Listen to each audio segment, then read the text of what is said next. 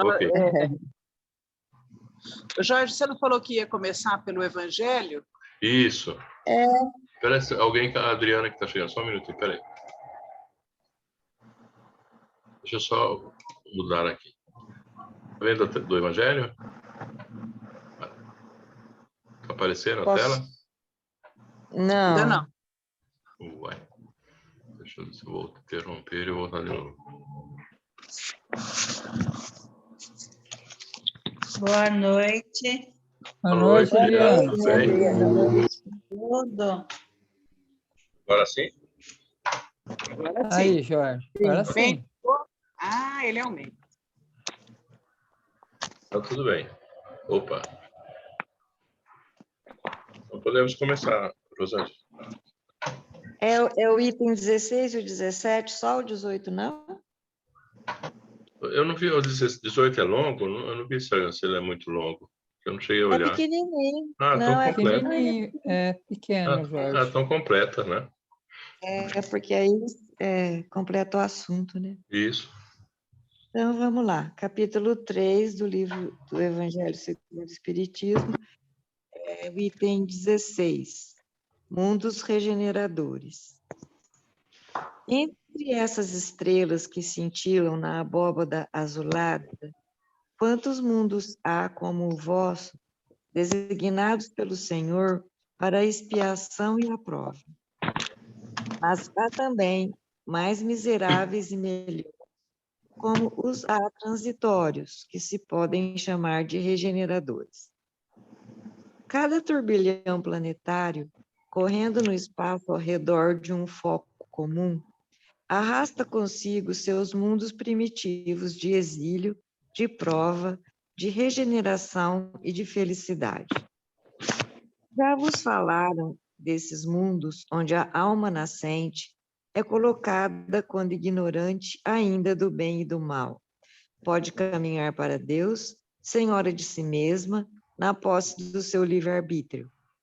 Já vos foi dito de que imensas faculdades a alma está dotada para fazer o bem, mas existem as que sucumbem, e Deus, não querendo seu aniquilamento, lhes permite ir para esses mundos, onde de encarnação em encarnação elas se depuram, se regeneram e se tornarão dignas da glória que lhes estava reservada.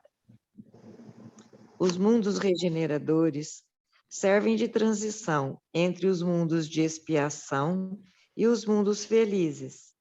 A alma que se arrepende neles encontra a calma e o repouso, acabando de se depurar.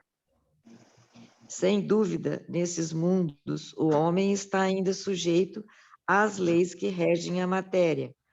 A humanidade experimenta as vossas sensações e os vossos desejos, mas está livre das paixões desordenadas, das quais sois escravos. Neles não mais de orgulho, que faz calar o coração, de inveja que o tortura, de ódio que o sufoca. A palavra amor está escrita sobre todas as frontes. Uma perfeita equidade regula as relações sociais, todos se revelando a Deus e tentando ir a Ele, segundo suas leis. Neles, todavia, não está ainda a felicidade perfeita, mas a aurora da felicidade. O homem, aí, é ainda carne e, por isso mesmo, sujeito às vicissitudes de que não estão isentos, senão os seres completamente desmaterializados. Há ainda provas a suportar, mas que não têm as pungentes angústias da expiação. Comparados à terra, esses mundos são muito felizes, e muitos de vós ficariam satisfeitos em aí se deterem, porque é a calma depois da tempestade, a convalescença depois de uma cruel moléstia. Mas o homem, menos absorvido pelas coisas materiais, entrevê melhor que vós o futuro. Ele compreende que há outras alegrias que o Senhor promete para aqueles que delas se tornem dignos. Quando a morte tiver ceifado de novo seus corpos para lhes dar a verdadeira vida. E então que a alma liberta planará sobre todos os horizontes, não mais os sentidos materiais e grosseiros, mas os sentidos de uma perispírito puro e celeste, aspirando as emanações do próprio Deus sob os perfumes do amor e da caridade que se espalham do seu seio. Mas há, nesses mundos, o homem é ainda falível, e o espírito do mal não perdeu ali completamente seu império. Não avançar é recuar, e se não está firme no caminho do bem, pode voltar a cair nos mundos de expiações, onde o esperam novas e mais terríveis provas. Contemplai, pois, esta abóbada azulada à noite, à hora do repouso e da prece, e nessas esferas inumeráveis que brilham sobre vossas cabeças, perguntai-vos as que conduzem a Deus, e pedi-lhe que um mundo regenerador vos abra seu seio depois da expiação da terra. Santo Agostinho, Paris, 1862. Bom, então somos criados simples e imperfeitos, né?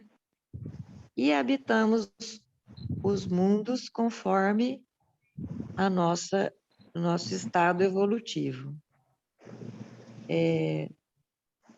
Podemos passar pelas provas sem ter maldades. Então, aí nosso espírito vai alcançar um estado de regeneração.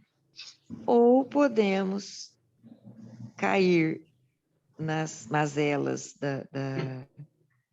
do egoísmo, do orgulho, da maldade. E então vamos ter mais dificuldades para alcançarmos os mundos de regeneração. Então, primeiro a gente, dependendo do nosso estado espiritual, vamos enfrentando muitas provas, muitas expiações, mas dependendo do nosso esforço e do nosso discernimento, de onde está os verdadeiros caminhos que nos levam a Deus, nós vamos nos aperfeiçoando, né? Podemos, então, aspirar a mundos regeneradores. Como são esses mundos regeneradores? São ainda materiais, né? Nós ainda somos sujeitos às paixões da matéria, mas num estágio um pouquinho melhor, né? E aí, dependendo do nosso esforço, da nossa compreensão, do nosso empenho em buscar o amor, né? A gente vai galgando devagarinho outros degraus na senda evolutiva. E, como diz aqui, ó, nos mundos regeneradores, não mais inveja, não mais ódio, que sufoca o coração. E a palavra amor está escrita sobre todas as frontes. Uma perfeita equidade regula as relações sociais, todos se revelando a Deus e tentando ir a Ele segundo suas leis. Então, a gente está caminhando para isso, né? Vamos estudando, vamos buscando a nossa reforma íntima para conseguirmos, não sei quando, né? Mas a gente está em busca de, né?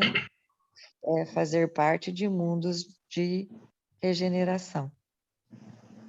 Então, quando a gente, à noite, quando a gente olha para a noite, na hora do repouso e da prece, Vamos pedir a Deus que nos esclareça e que nos ajude a permanecer cada dia melhor e para sermos merecedores de um dia habitarmos um mundo de regeneração.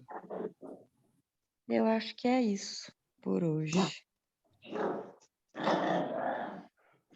Muito bom. Rosângela. Alguém mais quer falar alguma coisa? Passamos já para o tema do... Podemos passar. Podemos? Então tá bom. Deixa eu só mudar a tela. Tinha dois textos. Tem um que era um resumo, que falava especificamente sobre os corpos, um resuminho o que era cada um deles, e esse outro maior aí, que você colocou, com mais explicações, assim, mas eu não sei se ele está tão objetivo. Eu consegui abrir esse aqui, o outro não consegui. O outro que é pequeno? Eu fiz umas confusões aqui, esse aqui eu pensei que fosse em PDF, mas na verdade não é uma tela que abre direto. Ela está num site. Isso, Deixa eu ver se eu consigo o outro. Peraí. O outro estava acima desse. Vou botar lá, só um minuto. Eu acho que a gente deve ver os dois, sabe? Mas aquele que é menorzinho, ele é tão objetivo que ele ajuda a gente depois a compreender o resto, eu achei. Sei. Esse aí é bem amplo, né? Esse é bem amplo. Em qual livro, Sandra? É na internet, dona Carmen. Eu procurei, mas nos livros espíritas não encontrei nada. Aí eu fui nos sites espíritas, por exemplo, o Portal do Espírito, um site conhecido, confiável, e aí eu encontrei uma matéria explicando que na codificação de Kardec não existe nada falando sobre os 7 corpos, especificamente. Então, para a gente tomar bastante cuidado e pegar todas as informações que recebe, com bastante critério, discernimento, para conseguir compreender sem se envolver em coisas que às vezes não é confirmado, né? Eu achei legal esse alerta do site espírita. E aí eu fui procurar a matéria em apometria.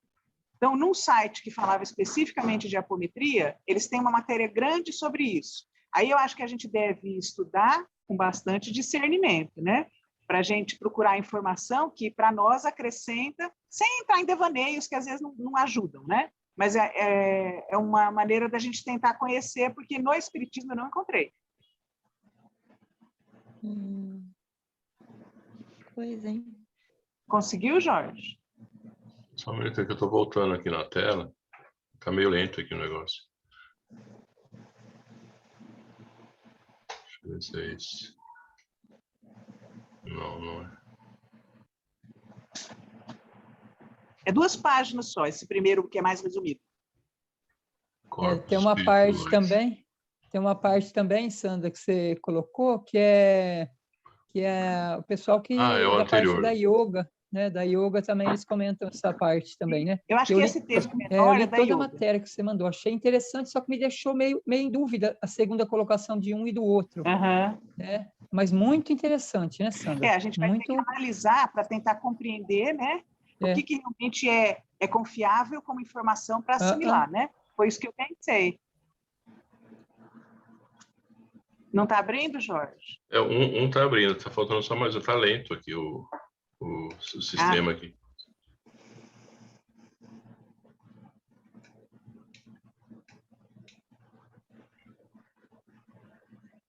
Tem esse aqui, agora deixa eu ver se eu compartilhar só. Espera aí.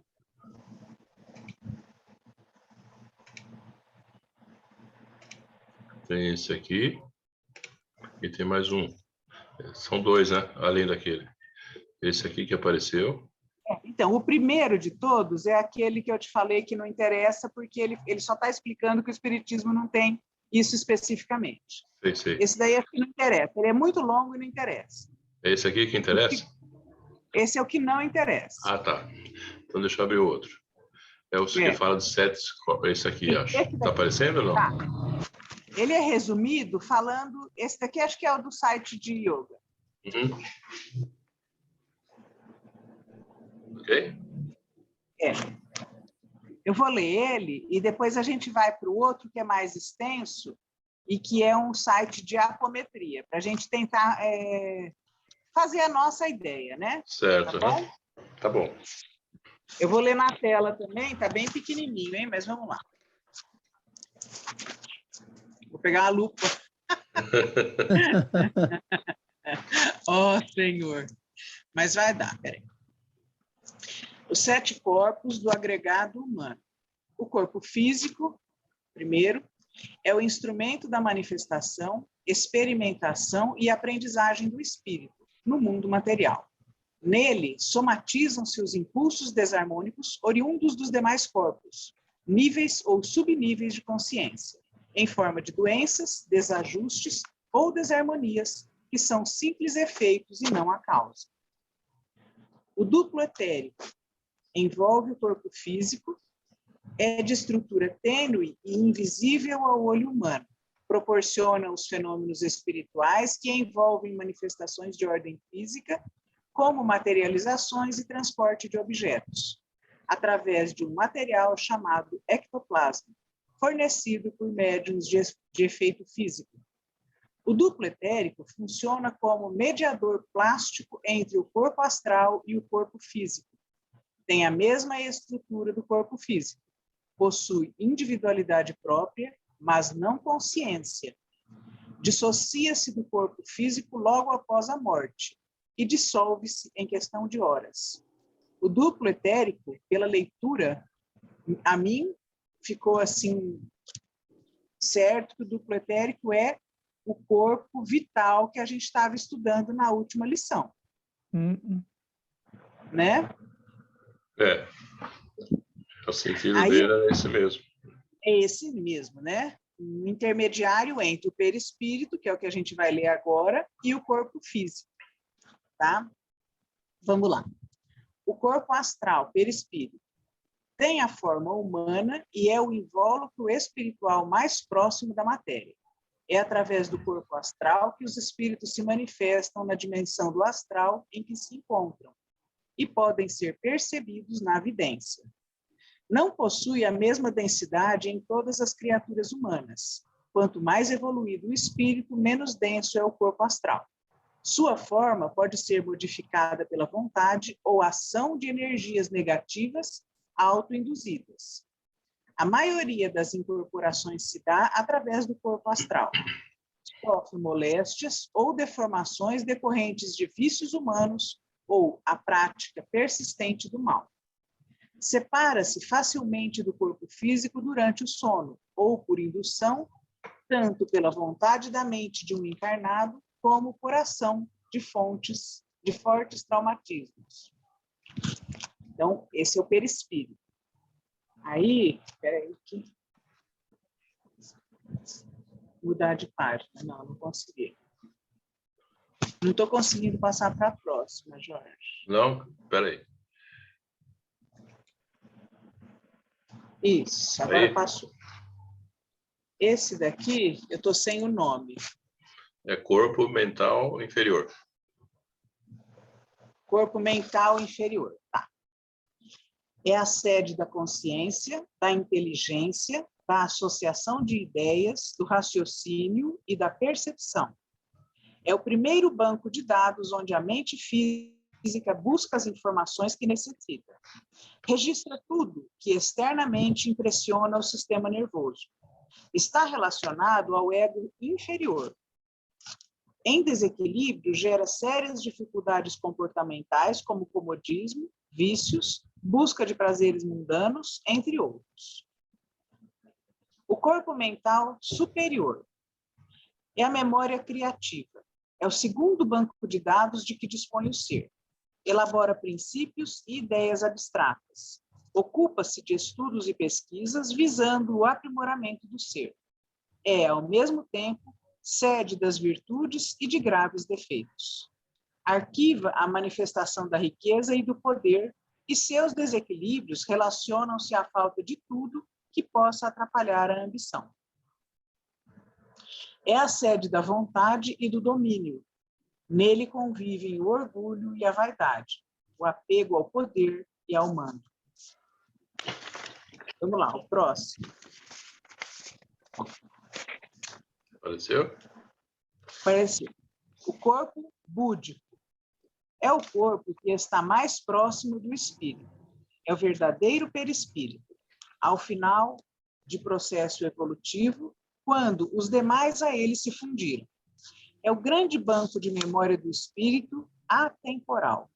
Nele, as experiências positivas ficam arquivadas e tornam-se patrimônio do espírito. As experiências negativas são reenviadas à personalidade encarnada para serem trabalhadas em novas oportunidades evolutivas. Os impulsos daí procedentes terão efeitos somatizados no corpo físico ou repercutirão no psiquismo da personalidade encarnada. Corpo átmico ou centelha divina. Representa o espírito puro, a essência divina. Corpo que contém o modelo eterno perfeito do que existe. Inexplicável, indescritível, imanente, transcendente, eterno. O corpo físico e o etérico são materiais, que se perdem pelo fenômeno da morte. Os demais são espirituais, e o ser os vai abandonando gradativamente, na medida em que evolui, até se tornar espírito puro. É o fim, né? Terminou. Esse grupo espírita Sublime Peregrino. A fonte disso daqui, o Sublime Peregrino, é um livro de Ramatiz. Certo. De inspiração oriental, né? Mas ele traz ensinamentos belíssimos. Ramatiz traz ensinamentos maravilhosos. Só que a gente tem que lembrar que nem todo espírita aceita Ramatiz. Isso não quer dizer que a gente deva rejeitar Ramatiz. Pelo contrário, estudar ele porque ele tem coisas belíssimas, né? Mas procurando ter discernimento para ver tudo aquilo que não confronta com Kardec. Ao que eu sei, em Ramatiz não tem nada que confronta. Mas a gente precisa sempre ter atenção, né? É muito interessante aqui, porque ele faz um resumo bem claro. Deu para entender, mais ou menos, não deu? É, bem Deu, objetivo, sim. né? Dá sim. Bem objetivo mesmo. Ali, Para a gente ali no final, diferenciar um pouco do outro. Fala. ali no finalzinho está a pergunta da Cris da semana passada, né, Sandra? Eu pensei nisso também. Ah. Quando chega na centelha divina, o espírito que já atingiu a pureza e que está se manifestando apenas na centelha divina, ele realmente não necessita de mais nada material. Só que lembrando que o corpo etérico, que é um intermediário entre o corpo material e o perispírito, ele também é material, tanto é que ele se extingue com a morte do corpo físico. Isso. Ele se dissolve na natureza. Mas, lendo o outro texto, eu vi uma coisa interessante que me fez entender algo assim. O corpo etérico, um corpo formado, né, que nos pertence como sendo o nosso combustível. Foi assim que eu compreendi. O nosso combustível para a atuação. Então, permite o movimento, permite a expressão no corpo físico, né? E se extingue. Mas ele é formado do mesmo material que é conhecido pelos orientais como prana, que é o alimento do espírito. A gente pode se alimentar de prana, porque é uma matéria, de certa forma, quintessenciada, mas que nos alimenta. Então, aí eu compreendi que, bom, esse prana está na natureza. A gente absorve ele através da respiração. Então, a gente pode ter um corpo formado por ele, mas a gente também absorve ele nas interações com a natureza. Olha que coisa, ele está à disposição. E a lição que a gente estudou falava isso, não falava? Ele está à disposição, que ele está na natureza. Porque é o prana, é o que é chamado de prana. Eu achei muito, muito, muito assim, começou a me abrir. Mas eu acho que a gente devia tentar ler o outro texto. E a partir dele, que vai se aprofundando em outras questões, a gente ir tentar comentando cada um deles. O que vocês acham? Também acho bom, Sandra. Olha, você está sem som, viu? Você está falando, mas você está sem som.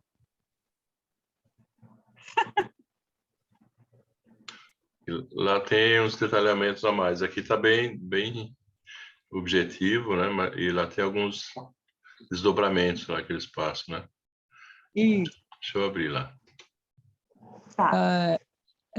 Depois desse estudo, Sandra, que eu entendi, já faz tempo que eu vinha com essa dúvida sobre o duplo etérico e mais também sobre a dúvida de um palestrante muito inteligente, eu não vou recordar o nome agora, que ele citou, gente, toma cuidado, porque eu pensava eu que a sede das lembranças e tudo mais era no perispírito. Ele falou uma vez numa palestra, gente, cuidado aquele que pensa que o nosso armário, onde a gente guarda tudo sobre encarnações passadas e tudo mais, é no perispírito. Vão estudar para saber disso daí onde fica. Então, esses outros corpos aí, além do perispírito, ainda que fica armazenada essa memória, né? E no espírito, é claro, é do espírito essa, né, Sandra? Eu entendi assim, Eu entendi. No perispírito, essa memória se manifesta, porque o perispírito também é um corpo que pode adoecer por essas memórias, pode faltar pedaço, pode, né? É um corpo que demonstra essas memórias, mas as memórias estão armazenadas no corpo mental inferior e superior, sendo as memórias do corpo mental inferior as memórias mais correntes, mais materiais. E as memórias do corpo mental superior são aquelas ligadas à inteligência, ao sentimento e à capacidade de abstração, né? Sim. E tudo isso ainda é uma manifestação, porque, na verdade, vai sendo arquivado, de fato, no corpo búdico, que é o real perispírito, aquele que acompanha o espírito de fato. Isso, vai estar sempre com o espírito mesmo, né? Está sempre próximo ali. É o perispírito de verdade. Isso. Ou seja, o original. Vamos falar assim, o original. Né? Não sei se vocês compreenderam dessa mesma forma. Eu entendi, Sandra. É bem confusinho para a gente entender, mas vai ser muito bom, porque era coisa que a gente não imaginava que existia, né? Não. A gente ficava naquela de corpo, perispírito e espírito. Né? E existe muito mais coisa ali. Aí, ele citou lá ainda que o espiritismo não citou tudo isso, porque ele sintetizou um pouco. Porque ele não achou tão importante citar tudo, não foi, Sandra? Numa parte ele cita isso, né? O Espiritismo trouxe uma revelação de tal modo inusitada para o mundo físico, ela é tão distante da realidade que a humanidade estava vivendo, que o que dá para entender é que não era possível naquele momento trazer tudo isso. A humanidade encarnada, especialmente a humanidade ocidental, não tinha capacidade para aceitar tudo aquilo. Então, se você traz tudo, você tem uma grande chance de ser tudo rejeitado. Então, o que ele fez? Ele trabalhou com o principal, com o mínimo de informação necessária para abrir a nossa compreensão. E, mesmo assim, o Espiritismo sofreu uma rejeição enorme. Nós todos sabemos a história do Espiritismo. Mesmo assim, foi uma rejeição muito grande. Mas, se não fosse assim, seria rejeitado 100%. De tão grande que era a questão, que agora a gente está começando a tentar compreender e se aprofundar. Não é? Isso. O que vocês acham? Alguém quer comentar mais alguma coisa, alguma dúvida que já surgiu, ou alguma colaboração de quem já tem conseguiu formar na própria cabeça uma ideia, para a gente seguir em frente depois? Alguém que tem mais algo para comentar? Vamos lá, aproveite. É que o sentido que dá a entender, na verdade, é que existem múltiplas etapas, né? Nessa relação espírito e matéria, né? Então tem vários estágios respectivos e cada corpo espiritual tem as suas funções e as suas peculiaridades, assim dizendo, né? E muitos, de acordo com o seu estágio, ele é muito sutil, né? Quase que imperceptível, mas é essencial nesse processo todo de ligação matéria e espírito, né? Então, ele tem que procurar entender, em cada uma dessas hipóteses que foram passadas, né, em que momento cada um se encontra e qual a principal função deles, né, nesse nosso processo de reencarnações constantes, de que ele fala que, na verdade, nada mais é que um processo de aprendizado, de aprimoramento mesmo do espírito. Então, que começa em várias etapas, uma mais densa, né, e vai se tornando mais perene, mais sutil, né, de acordo com esse processo constante de evolução, né? E aí entra de encontro com aquele que nós falamos da outra vez, que chega em dado momento, né, que ele praticamente não precisa mais dessa que nós falamos da força vital, Isso. não lembro, que justamente em razão do estágio evolutivo que ele já alcançou, né? Ou seja, já alcançou quase o ápice, né, desse processo de evolução. Mas não quer dizer que ele não possa depois voltar, né, de acordo com algumas prioridades que o plano espiritual estabelecer, né?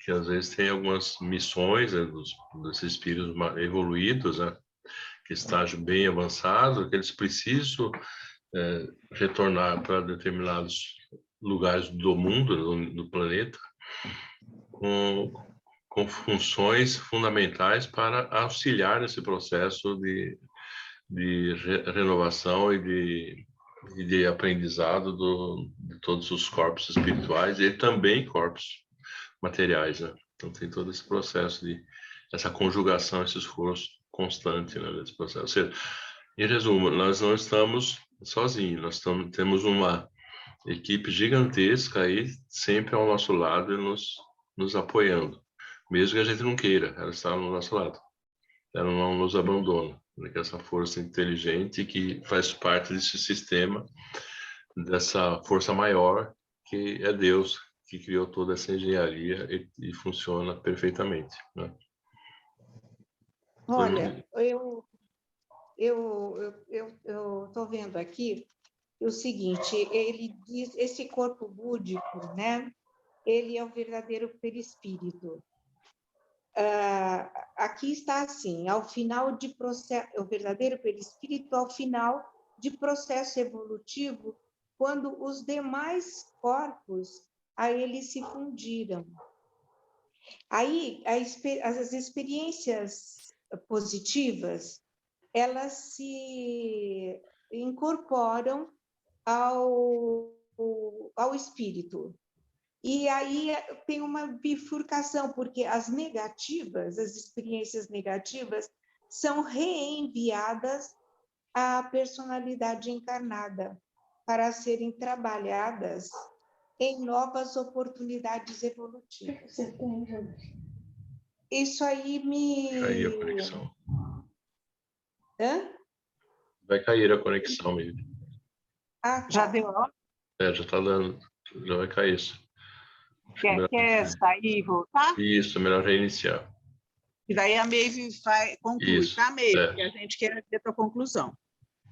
Só um minutinho.